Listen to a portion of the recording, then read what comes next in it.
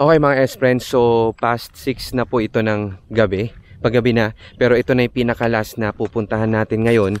And in fact, ito po itinuro lamang sa atin nila nanay kanina na nakausap natin sa lumang istasyon ng tren ng PNR, sa Kuya po, ibig sabihin. Well, in fact, part pa rin po ito ng naturang bayan, and sabi niya dito daw kasi sa bahaging ito, kung saan yung parang Paltok Road, sabi nila, andirito daw yung ilan pang mga bahagi, mga nilagari, pinagpira-piraso na mga riles ng tren na kung saan mga S-Friend ginawa na itong pang suporta o yung parang pinaka steel support nung parang ginawang steel bar kumbaga nitong mga ginawa pong maliliit na mga tulay dito po sa Bukirin na ito, sa Barangay Road na ito.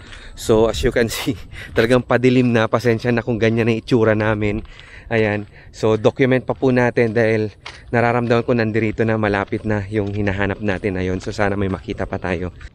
And then mga S-Friend, guess what? Ito, naispatan namin. Hala, bakit ginanito dito to? Ito, riles pa to eh. Oh, di ba? Ay, naku.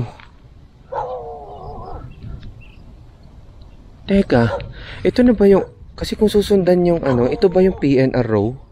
Parang ito na yung dinaanan ng riles dati.